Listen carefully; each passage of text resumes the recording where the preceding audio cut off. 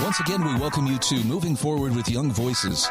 And we're happy to welcome Jorge Velasco to the show. He's a Young Voices contributor. And Jorge, I'm going to ask you, if you would, fill in just a few of the gaps about who you are and what you do. It sounds like you have a lot on your plate. No, I'm happy to be here. Thanks for having me, Brian. Proudly born and raised in San Antonio, Texas. Moved up to Virginia not too long ago. And I am at George Mason University in Fairfax. And I'm looking at a wonderful article that you've written about it's past time to end the campus COVID craze. Now, we've been watching for the last few weeks especially. It seems like there's been this 180 turn, in a lot of the mask mandates and vaccine passport mandates and so forth. But it sure appears like the COVID precautions are ever in fashion on college campuses. What does it look like? Yeah, absolutely. So ever since COVID began, restrictions like mask mandates, social distancing, just general stay-at-home directives have really forced students to hit the brakes on the majority of their social life. At the time, when the pandemic began in March of 2020 and so forth, it was somewhat reasonable. Now, almost 2 years after the pandemic began, you see the same measures are still in place, and I would say even some more. So, for example, at the beginning of the fall semester, students were required for the vaccine mandate to receive their vaccine, at least for the COVID jab, at their respective universities. And so now universities with almost universal vaccination rates continue to have these draconian protocols in place. And what I mean by that is that, communities, especially low-risk communities like colleges and universities, you're seeing communities that have over 95% of their community and the area surrounding them vaccinated. And so you're wondering, why are these protocols still in place when there wasn't a life-saving vaccine in place before then? Yeah, and as you point out in your article, it's instead of easing the restrictions, if anything, they seem like the rules are getting even more intrusive. Any reasons for why that might be happening? Yeah, no, that's a great question. If you look at Johns Hopkins University, for example, which is a renowned name in academia all around, it added even more severe measures for the spring semester instead of easing off of them for the most part. And so, for example, they introduced a booster mandate. Students now have to test twice in a week. Dining halls continue to be closed. Students have to double mask or at least use a KN95. All for an ultra low risk community with a 99% vaccination rate, all for a price of $75,000 a year.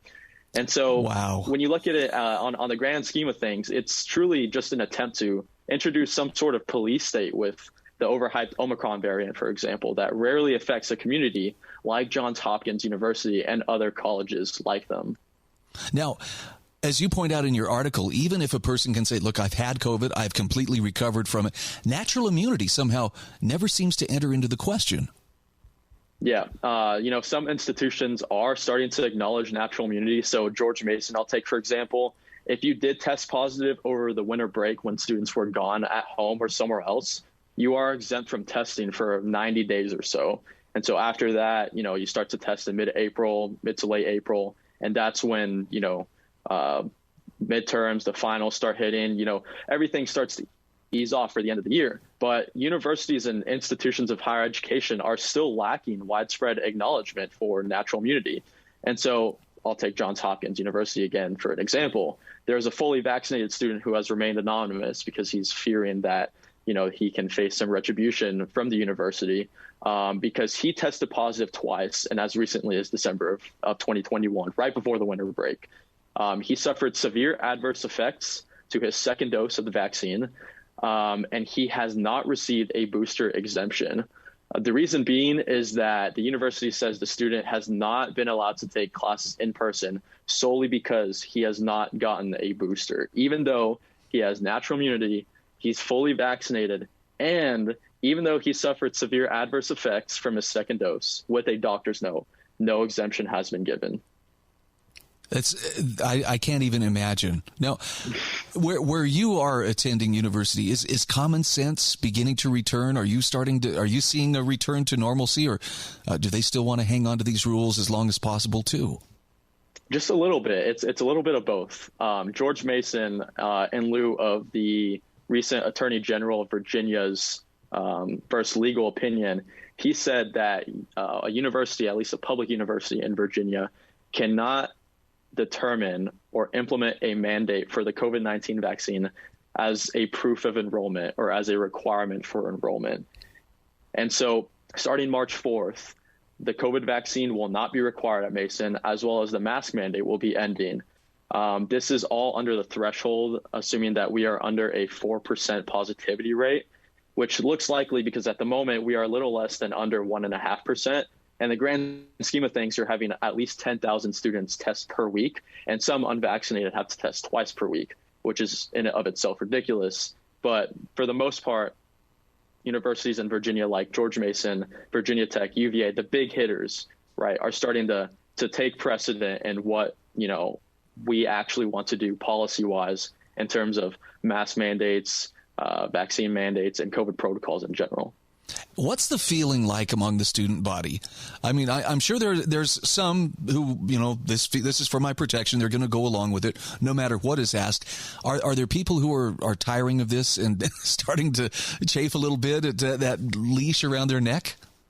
Yeah, absolutely. The general feeling, the general consensus is that students are getting very tired. They're getting very frustrated of having to just adhere to these COVID protocols that have been going on for now the better of 2 years. There's no real definitive point anymore for mask mandates. Take, for example, think about it. What is the difference between eating and drinking maskless in a dining hall or maskless in your dorm with your friends, but you have to mask up in the gym and for class? There's no common ground whatsoever. And it's pretty unbelievable that we've gotten to this point that the universities, the institutions of higher education have been following our so-called public health experts, quote unquote, which continue to negate, for the most part, the hard data just for the name, of following the science. It's really gotten unbelievable to a point where you really can't think logically and say this makes sense anymore. Two things you point out in your article. Number one, you've mentioned this, the age of most people, the average age of a college student, is not exactly in one of the high risk categories. This is one of the least affected demographics in terms of even if they get COVID, it's usually a very mild thing. But the second thing, and I was curious what you're hearing, when they mandate you've got to have fully vaccinated status, you've got to have boosters and so forth. We're starting to hear a lot more about cases of myocarditis, especially like athletes and stuff collapsing on the field. Is there some hesitancy on the part of those student age folks to get the boosters because they're hearing about these things? There is absolutely a lot of hesitancy. I'll take myself for granted. I did not receive the booster, even though there was a booster mandate implemented at the time at George Mason before legal challenges brought it down and the president said, we're not going to do it anymore. There are definitely some risks found in multiple studies that show an increase of vaccine-induced myocarditis, especially highlighted for men under 30 after their second dose, and it's even higher after their booster. So take data from the United Kingdom, for example. One study puts booster efficacy as low as 35% just after 10 weeks. So that is 2.5 months. That is not even, that's barely halfway through one college semester. And so you put this on a widespread basis, and I'll take another study, for example, just 37% efficacy against Omicron, only after 7 days, which is well below the benchmark of the FDA's 50% benchmark for a vaccine, any vaccine, take it, COVID, HIV, et cetera. And so you have government agencies like the CDC and FDA that have been playing the guessing game ever since the rollout of the vaccine and the booster, which has just been founded solely on unjustified and illogical booster mandates like George Mason had, and now that Johns Hopkins has solely in our universities. And so when you mention myocarditis, I'll take myself again, I have an irregular heartbeat. And so I'm fully vaccinated, but that was in March of 2021, almost, 3 to 4 months after vaccine was widespread available.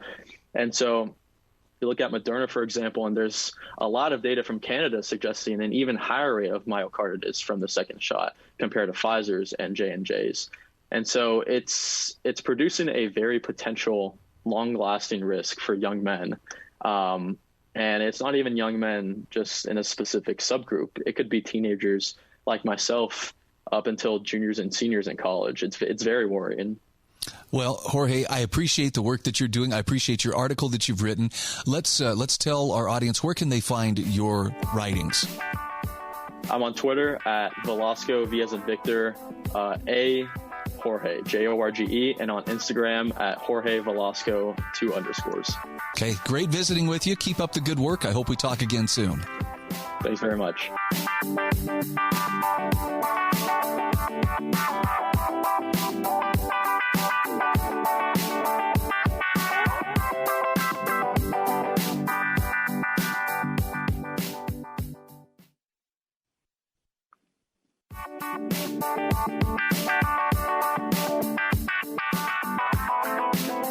This is Moving Forward with Young Voices. We're happy to welcome Grace Bydalek. She is our latest contributor to Young Voices. She's also a writer, performer, and administrator living in New York City. Grace, happy to have you on the show. How are you today? Hi, Brian. I'm great. Thanks so much for having me. It's great to be here. Tell us just a little bit about yourself. A lot of folks are meeting you for the first time. Sure. So I am super excited to be a part of Young Voices this year. I've actually been a professional actress in New York City for about the past 3 years, and I am a proud graduate of the musical theater program at the University of Michigan. Very nice. Has it been an interesting couple of years with all of the COVID shutdowns and so forth? Have you been able to practice the craft? Interesting is one way to put it. It has been a really interesting year where I've seen a lot of my actor friends make really admirable pivots and find other passions that they weren't able to pursue when they were full-time working as actors in New York City. And so it's not only been a complicated time and a really painful time, but it's also been a very beautiful time. I like your attitude, and kudos to you for making the most of it. I'm looking at an article you've written for the Washington Examiner about big government's tech war on the little guy. And there's a conclusion you make at there's an observation you make at the very beginning of this article. The American Innovation and Choice Online Act is aptly named in that the proposed legislation would hamper innovation in small businesses and freedom of choice for consumers. This is true of so many government acts. Whatever the name says, right, just kind of flip it on its head, and that's probably what it's going to do. What's the reasoning behind this particular act? Right. So, unfortunately, as you said, what is framed as pro-consumer and small business in theory is actually oftentimes anti-consumer and small business in practice. I think the intentions behind this bill were good, right? I think this particular bill was designed to prevent big tech firms like Google and Amazon from not only preferencing their own products and services, but also from abusing platform interoperability requirements. So it was really written in the name of antitrust.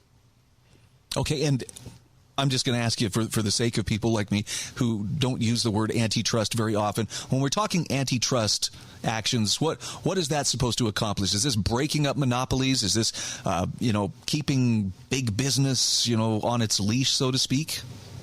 Yes, precisely. That's exactly what it's designed to do. Unfortunately, there are lots of small businesses behind that that will be hurt much more than these big tech conglomerates will be. So who are the prime forces in pushing this particular act? Sometimes you can tell a little bit about a piece of legislation by, who's behind it. Sure, absolutely. So this bill actually has a really interesting set of supporters. It's bipartisan representation. So you've got 11 co-sponsors on this bill, from Senators Amy Klobuchar and Cory Booker all the way over to the other side of the aisle, to Senators Chuck Grassley and Lindsey Graham. So you've got quite a wide array of bipartisan support, which often means that the bill is actually a little bit troublesome for people on the ground. Now, when you warn that this is not going to do what the people who are pushing this bill intend for it to do, one of the things that I think you mentioned is that it's being sold, and look, this is to protect the little guy. Tell me how going after the big guy also puts the little guy in harm's way. Right, 100%. So if passed, this bill would give the Federal Trade Commission and U.S. Attorney General and state attorneys general new powers to bring antitrust enforcement actions against major online platforms that we had just talked about. So the bill states that the covered platforms cannot, quote unquote, unfairly preference their own products or services or lines of business over those of another business user on the covered platform in a manner that would materially harm competition. Unfortunately, like I said, there are small businesses behind this legislation and behind these tech giants that would take the majority of the hit. So I was fortunate enough to speak with a woman named Carrie Mellon, who is the founder and the co-owner of a company called Easy Hold. So she had a 35-year career in costume design, and then she saw this niche and started to create these grip aids that help people age gracefully and remain active into old age, or help specifically people within the disability community. So her simple silicone device has become a staple in therapy centers across the country. And Mellon, along with two other small business owners, they recently appeared in front of the U.S. Senate Judiciary Committee, and they penned a letter of protest against this bill, which you can see on Amazon's website. And she's most concerned about a couple of things. So, as we said earlier, the bill states that covered platforms cannot, quote unquote, unfairly preference their own products. But because Prime is Amazon's own service, this would prevent it from displaying the Prime badge on products from companies big and small. And as Mellon put it very simply, she said that this is actually really deadly for small businesses, right? Given that it provides small businesses with reputability that they wouldn't otherwise have. And another of her concerns stems from a provision that prohibits Amazon from financing expedited shipping through fulfillment by Amazon's merchant fees. And this, for small businesses, would make two-day shipping nearly impossible. It really undoes the linchpin between FBA, which is fulfillment by Amazon, and Prime. So this linchpin allows small businesses the availability to compete with companies that have millions of units available at places such as Walmart and Target. Let's take a moment here and talk about the Open App Markets Act. You warned that this is another very concerning piece of legislation. Yes. So this is more broadly concerning for us on a wider scale. It presents kind of a new slew of cybersecurity problems for little guys, as I called them in the article, and also for just day-to-day users of interfaces. So this bill would stop a dominant platform from, quote unquote, preventing another business's product or service from interoperating. And so what this means is that side-loading mandates would force closed ecosystems, which we experience every day. So it's like Apple's iOS system, to allow access to third-party apps in their stores. And while politicians say that this builds in a backdoor for competition, again, what we think is pro-competition and small business, in practice is actually not. It allows for applications from open ecosystems to bypass these like strict technical and security requirements that have been set by Apple. So we may see a surge in viruses and cyber attacks that had essentially all been eradicated by Apple. Can we rightly say that it's competition if, there's regulatory or government interference at some level? I don't think that we can. It's like being a little bit pregnant. Look, you are or you aren't. Either there's competition or there isn't. What do you see as far as the receptiveness of members of Congress in acting on these acts? Is it a receptive atmosphere, or are they going to take some convincing? It seems to be a receptive atmosphere. On January 20th, the Senate Judiciary Committee voted 16-6 to advance this bill.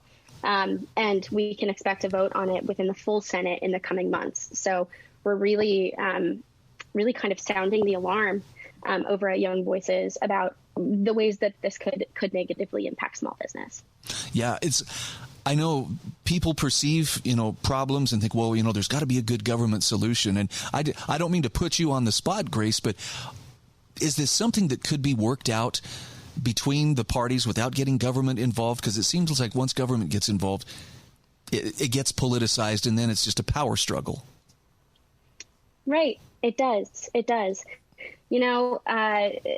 Carrie actually talked about that in our interview as well, saying she's not 100% sure that something like this bill isn't needed. Right, because we have seen a lot of overreach by these big tech companies over the past few years, really. But unfortunately, the way that this bill is laid out is not conducive to the health of small business. Okay.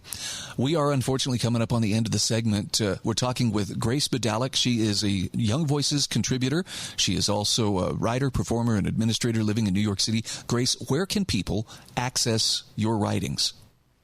Sure, absolutely. So if you visit gracedailybydalek.com, so that's DALEYBYDALEK, I write about anything from tech to arts and culture to religious freedoms, and I'll post all of my articles there. Okay. Grace, it's wonderful to meet you. Thank you so much for being a guest on Moving Forward with Young Voices. Thank you, Brian.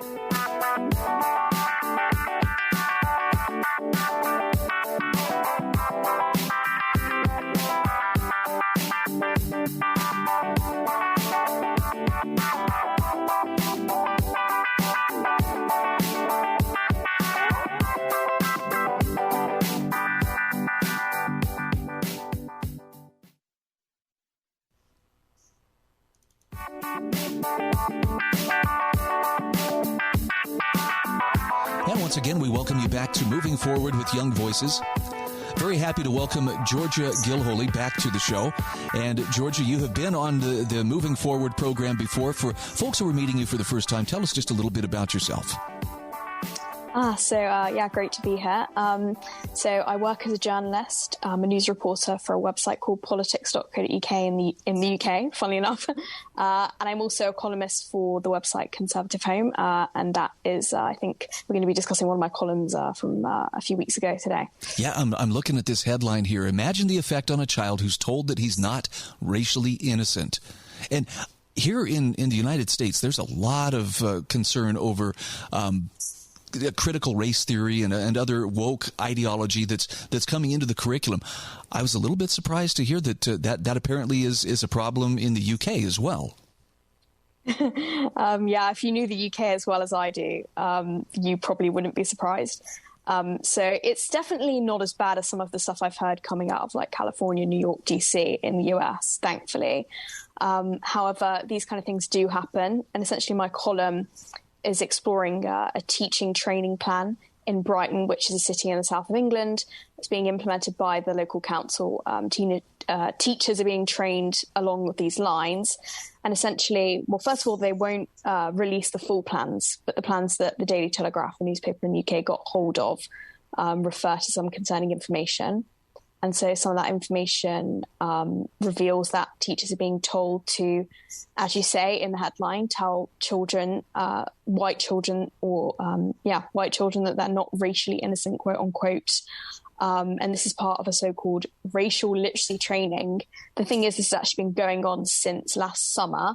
And according to the information I have, 300 teachers have already undertaken it. So, think about the classes that are already going through this damaging stuff, unfortunately. Now, I don't want to sound like a doubter here, but this sure sounds a lot like a solution looking for a problem. I mean, what exactly is the anti-racist education plan supposed to accomplish? Is this to promote correct attitudes? Is it to right an existing wrong? What do the people who are promoting it say? Yeah, so obviously it's hard to sort of make windows into people's souls, obviously, and I think I guess we should try and assume they're not acting in bad faith, though probably some of them are, because some of the stuff is it's toxic, in my opinion. So I suppose the idea they would say, is that it's trying to correct historical prejudice and combat racist bullying in school, which of course is an issue. Bullying is an issue, racist bullying is an issue in schools. In fact, some stats from last year that I mentioned in the article, they suggest that racist bullying is actually on the up in certain schools in the UK, unfortunately. However, you're not going to solve that by essentially pinning the blame for those kind of things on one group of children, white children. It's bizarre that you think that would work, especially, with children in general, especially very young children in primary school. So that's elementary school for you. They're not going to understand the nuances of historical racism or discrimination or critical race theory. And it's damaging to suggest that they should, because those kind of things are not the way to deal with this. You deal with these kind of discriminatory incidents on a case-by-case basis. Obviously, it's unacceptable to have that in schools, but essentially sort of turning it around and actually being racist and imposing racist stereotyping on white students, accusing them of being uniquely bad, is actually just going to cause more bullying. And probably it could even cause more bullying in the other direction as well to non-white students, if these students are sort of told that, if, let's say, they're being told that they're uniquely to blame for something that's happened to another student, they may, be resentful because obviously they're children, they don't understand the nuances of it. So it could essentially cause more issues in both directions, it's just, a nightmare. Yeah, I want to read good intentions into what people are doing too, but if this is supposed to address improper attitudes or harmful notions about race, it seems very odd that, the solution is we have to pick this group based on their skin color and tell them you're the problem. That just seems so inconsistent with truly, trying to find more common ground as opposed to divide people further. Yeah, precisely. And for example, in the UK right now, especially in London, we're seeing a huge rise in violent anti-Semitic incidents against Jewish communities. And obviously the vast majority of Jewish people, they will have Middle Eastern ancestry, but they'll quote unquote be white passing. That's what the woke people like to call it. So let's say if you're not visibly Jewish, if you don't wear certain religious garments, people might not immediately think, oh, you're Jewish. But the ultra-Orthodox communities, they are usually visibly so because they have those certain religious garments or certain headwear that they wear to identify them as Jewish. So they're more victim to attack. However, a lot of them have quote unquote white skin, even though I think the whole sort of concept of whiteness is overused. And I don't think that Jewish communities should be characterized as white. A lot of woke people do actually view them as that. So what's this, imagine if this is implemented in a Jewish school, you tell these Jewish people who are witnessing a rise in horrific incidents against their own community, oh, well, actually, you're to blame because technically you're white, or some people think that you're white. So you can't win really. And this kind of, it's sort of just a really obtuse thing to try and force into, racial identity and ethnic prejudice, a very complicated issue. And you need to be approaching it with common sense to try and think, okay, how can we actually reduce actual incidents of racism and harm, rather than kind of just trying to shoehorn your own political beliefs into it, which don't necessarily line up with the reality of who is actually the victim in certain situations. I was surprised to see in your article that among some of the things that this curriculum introduces is the idea that Christianity is linked to the slave trade. And you offer some pretty good perspective on why that's not a great conclusion to arrive at. Yeah, so if you think about the way that most people are aware of history nowadays in the UK, probably in the US too, it kind of makes sense that the average person would associate Christianity with slavery, because they just think about slavery. When they think about slavery, they think about the European colonial empires, right? However, slavery has been a consistent feature, unfortunately, because it's one of the most evil crimes that humanity has participated in. It's been a feature of civilizations throughout the entirety of human history. It's a prominent feature of modern society. And there's 40 million people currently, modern day slavery across the world. And actually, even though most of those people aren't in Western countries, they're manufacturing the goods, they're, sewing the fabrics, whatever, for our clothes, for things that we buy, consumer products. So they're part of the cycle that we're involved with, unfortunately. So it's almost as if we like to imagine that we're better than the past when in many cases we're not. And also, we link it specifically to European, which is obviously Christian history, which is simply not the case. And if you look at the past few hundred years when slavery has been abolished in a lot of places, it's been down to people like William Wilberforce, the Earl of Shaftesbury in the 19th century, the Clapham sect, a lot of evangelicals actually strongly campaigning, sometimes sacrificing their own lives, their own reputations to campaign for the rights of slaves to not be slaves. So it's just it's totally historically inaccurate. That's what I was trying to get at. It makes more sense why C.S. Lewis encouraged people read old books so that you can break out of that tendency to engage in chronological snobbery and think, well, we have all the answers. We know right from wrong. It turns out, every generation has its blind spots, including us. And I think the day is going to come when we're going to look at much of the woke curricula and woke ideology and ask, what were we thinking in allowing this to move forward? From a governmental standpoint, where do authorities, either school authorities or even, civic authorities come down on this issue? Are they falling all over themselves to show how woke they are? Or are they standing up and calling this out as, unnecessary or divisive? It's pretty interesting that you asked that question, because I think there are a lot of conflicting approaches in the British government right now. There are departments who, for example, are hiring, diversity officers, that kind of thing. Even the army has diversity officers, and also promoting, in some cases, quote unquote, woke ideology. However, you then have, for example, the Equalities Minister, Kemi Badenoch.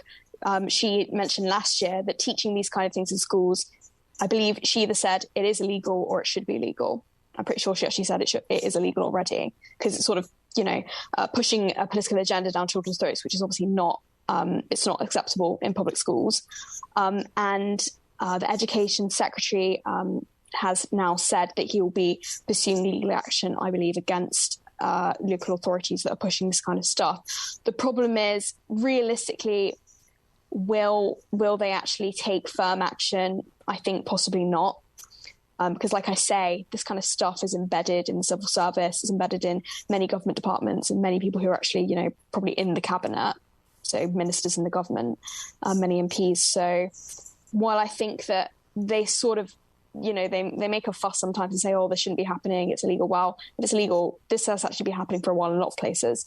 So I think they would have done something already if they really did think that it needs to be rooted out. I think it's just sort of, they know that voters don't like this stuff, so they'll sound off for a while about, oh, there's terrible wokery in schools, we need to get it out, but often they don't actually take action, unfortunately.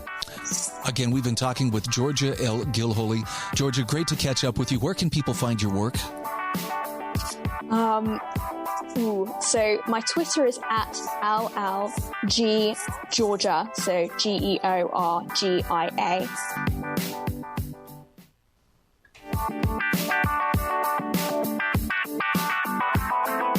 Welcome back to Moving Forward with Young Voices. This is our final segment of today's show. Happy to welcome Young Voices contributor Augustine Forzani, joining us now from Buenos Aires, Argentina. Augustine, very nice to meet you. Hi, Brian. Thank you for having me. For those who are just getting to meet you for the first time as a Young Voices contributor, please tell us a little bit about yourself. Yeah, so I am a master in economics from George Mason University. I finished my master in 2021. I am also a former Mercatus Fellow, Mercatus Center Fellow. And right now I am working at my father's company. We have an agribusiness company in Argentina. And also I am a Young Voices contributor. I keep the academy near just because I like it. But yeah, just dividing my time between working and academics. Well, I'm glad to have you on the show. We have a very timely topic to discuss, and that is the political implications of price controls. Right now, I think people, particularly in America, but this may be true around the world, people are starting to get a an applied lesson in what happens when inflation kicks in, as every time I go to the grocery store, for instance, I notice the prices of items are steadily moving higher. And this is tempting. When such things happen, politicians often will say, well, I'll step up here and I'll fix this. And they come forward with the proposition of price controls. What exactly does it mean when a politician says, well, we'll implement price controls, because the prices are going up? What are they suggesting they're going to do? Well, I have seen that in America, given the high inflation by U.S. standards, there have been a couple of scholars, suggesting kind of radical ideas, because it's a problem in America. I am seeing that it's a concern. Hopefully, what I see in America is that the most of the economists are suggesting normal ideas that you can. I mean, I think that the U.S. is going to have a transitionary inflation, high inflation for a while, and the Federal Reserve is going to do something in the next year or two. But you have some scholars suggesting this kind of radical ideas, and you have to be aware that it's not only that price controls have economic problems, because I have also seen that the public in the U.S. are aware of the economic problems of price controls. Shortages, inefficiencies, you will have unintended consequences. But you also have political consequences, political tensions that you create that are also complex. You have to the people have to understand them, and they might the problem that I see with them is that they will erode the social relationships between people, and that it's really not good for society, and it could be complicated to stop. You do a marvelous job in this article, by the way, of illustrating some of the unintended consequences that come along with price controls. And I like that you give an example here. I love to barbecue. So I'm always looking for, a good deal on a nice cut of beef to throw on my smoker. And if they put a price cap on meat, though, the price is artificially lower, people tend to buy more of it. The demand increases because it's cheap. And there are some political processes that you describe that happen when these price controls are implemented as too. Can you walk us through transfer dynamics, self-fulfilling thesis, and gradual acceptance thesis, and what those things look like? Yeah, so I describe these three political processes that price controls also produce. The first one is the transfer dynamics. When you have a specific privilege that the government grants to a certain part of the population, you are indirectly harming another part of the population. If the government also wants to grant a privilege to the other part of the population, they are going to harm another one, and it keeps growing, and you are just transferring money around society and creating winners and losers all the time, and you are eroding the social relationship between them. Ranchers, for example, are going to suffer the price cap of meat, and they are going to complain about that. The second process, which is related to the first one, the self-fulfilling thesis, it's the ranchers, which are going to complain about the price cap. They are going to have actually a real their claim is going to be justified, because it's not like a space goat that they are going to create out of the blue. They are going to have a real harm that they are going to suffer because of the price cap. So the government is going to be forced to act to solve the problem. And then also the gradual acceptance thesis. This is the reduction of the aversion to interventions in the society. So every new intervention that the government implements in the market it's going to reduce the aversion of the public, because right. the intervention is going to create a new unintended consequence. The people are going to concerned about that problem. They are going to ask for a solution. The government is going to try to solve that problem, and interventions are going to keep piling up, and you're going to end up with lots of intervention. I talk about, I have certain experience on that. Particularly in Argentina, we have lots of intervention in the market. We are quite aware of that here. Yeah, we keep intervening, and it's complicated to unwind when you start. Yep, you make a perfect case for this, where the more that we allow government to step in and help us, help us out, the more people start to expect it, and then should the time ever come where people say, you know what, this really isn't working so well, you have such a regulatory mess that it's very difficult to dismantle that apparatus once it just has been built on over time. Yes, because the problem is that when you have lots of intervention, the opposite problem, the deregulation process, it's also going to be complicated, because you have to, policymakers will have to decide between a shock to the economy, getting rid of all the interventions at the same time, which is going to cause a shock, or doing a gradual process one by one. If they are going to be inclined to take the second route, but the gradual step-by-step solutions is going to be also complicated, because you are going to have winners and losers again. So again, the same political problems that I was talking before. So it's also complicated. It's better to stay away from these kind of things and try to solve the problem with other more regular tools. That was the next question I actually had for you. And it's the most loaded question I was going to ask is, so Augustine, are you suggesting then that what government should do is just nothing?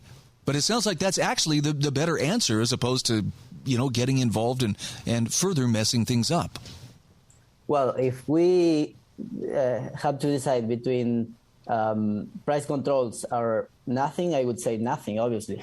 But the government has other tools to solve the problem with inflation. Inflation in America, what I understand is that I think it's created by a problem with the supply. You have many shortages in the economy, so the government can do, in my opinion, two things: to deregulate so that supply can, increase quickly, and also, the Fed should do what they know, what they do every time that the inflation is high. To use the Fed should use the regular tools that they have. The tools that they have at hand are going to be useful to solve inflation. It's going to be high for a while, but I think in a certain period it's going to calm down when you solve both supply and the monetary side of the problem, I would say. Again, we are talking with Young Voices contributor Agustin Forzani. Agustin, where can people access you, either for your writings or where can they follow you on social media? Well, I am active on Twitter and LinkedIn mainly. My Twitter and LinkedIn both are Agustin Forzani. It's Agustin. Forzani, Forzani. I know it's complicated for English speakers. And also in the Young Voices webpage. Okay, we'll have a link to your article in the show notes. Thanks again for being our guest. Thank you, Brian. Thank you for having me.